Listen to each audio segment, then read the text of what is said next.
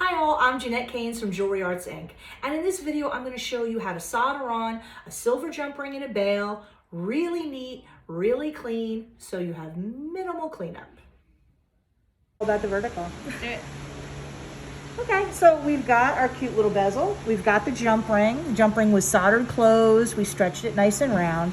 And we just pressed it down in here because the way that this is going to hang, it's better if it isn't completely level with the back, especially if you're going to put it together with some other things. So we just kind of like press this down in, not completely level with the back, but not too close to the front, because if your jump ring is too close to the bezel top when you go to set, it sucks. You tend to knock into it and all kinds of other unpleasant things. So I'm going to cut some pretty small pieces of solder. We're going to ball them up. And I usually just start with one and then we look at it and we flow it, and then if we need more, we'll add more. Because we don't want a lot in there.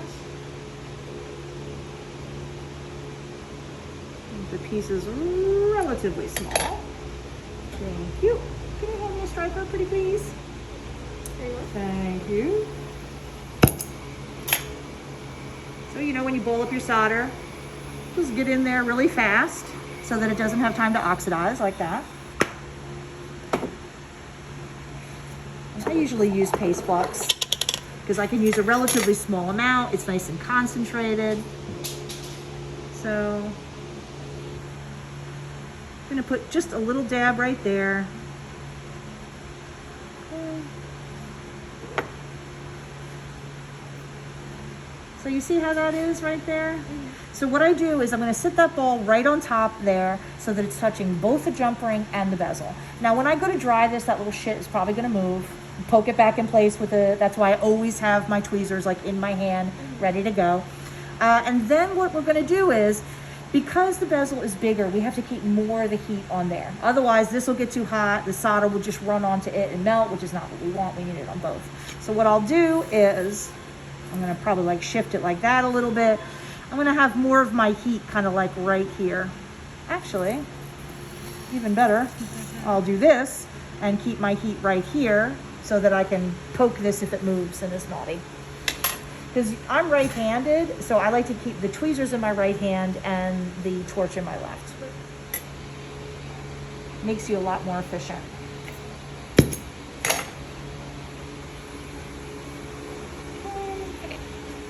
So I'm going to gently dry it.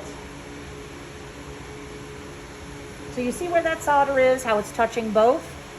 That's really like the whole thing right there. Because if it's making contact with both, when it gets hot, it gets liquid and it gets really just drawn right into the seam.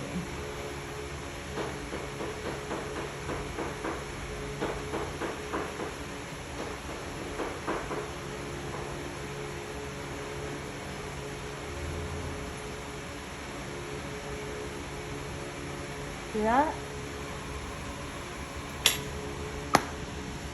And when you do it that way, there's no cleanup.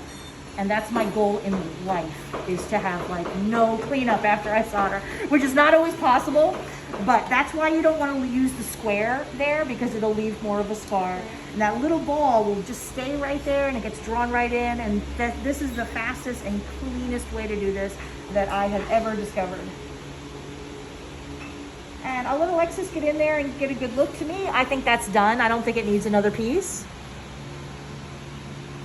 You see how it's all kind of, so you can just take it out, throw it in the pickle, and we'll look at it, and we'll look at it from the front and just, you know, make sure everything is what we want it to be, but that's it. All right? All right. So you can take a look. So that's why I like to do this setup, because there's zero cleanup, and that piece was big enough. If we needed a little more, we would just stick another ball in there in the exact same spot, but that's it. That's great. Looks lovely. So basically now we're going to thread. Is this your bail? Oh, yeah. All right.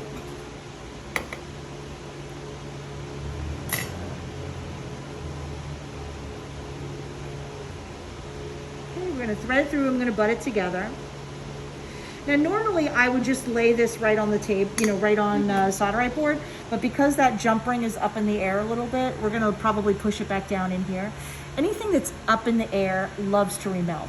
It's just like, here I go, and the thing moves. So you always want to support it. I mean, you could also hold it in place with a third arm, just anything that will keep it from getting too hot and the solder flowing.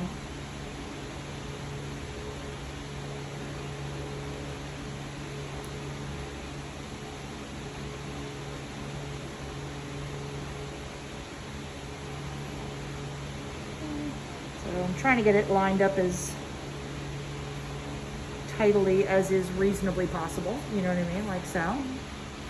And like I said, I think I am going to just kind of shove it back down in here because that way I know it's supported. And whenever you're adding a jump ring to something like this, you just want it as far away from everything else as you can, which is not that far away, but at least, because we're going to point our flame this way. Because the only way you really get in trouble when you're doing something like this is if you like, you know, set it up like that and you're heating here and then your excess flame is heating other things. So then when you're distracted with the one thing, the other thing is doing bad and naughty things. So generally speaking, I just do something like this, you know, like with the seam right there or right over here, so that if this is my flame, the overflow of my flame is not hitting the piece. That's the whole key right there. So I'm gonna put a tiny little dab of Paste Flex on the seam, like so. And I would use medium again. I am gonna use medium again. I just don't know what I've got here at this point, so I'm just gonna cut a fresh piece. And in this case, you can ball it up or you can just leave it a little square. It almost doesn't really matter. Not that one though.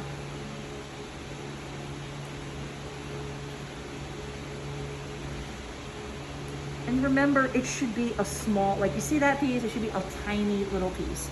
A big piece, you get a lump, you gotta try to clean it up, it never looks good, you'll suffer.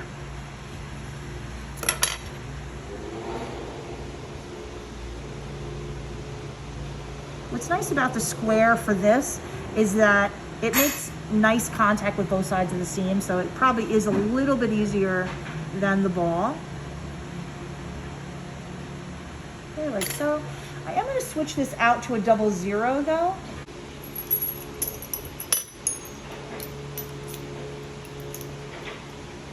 Now same thing, when I go to dry this little jerk made you hop off of there. You just have your tweezers ready to go in case it needs a little convincing.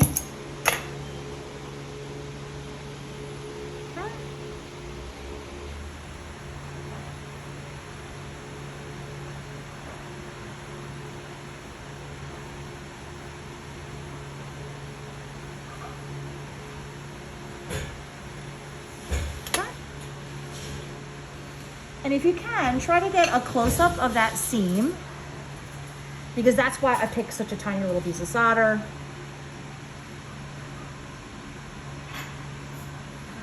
But then basically you throw it in the pickle, we'll give it like a little green paper, whatever, and we're ready to set.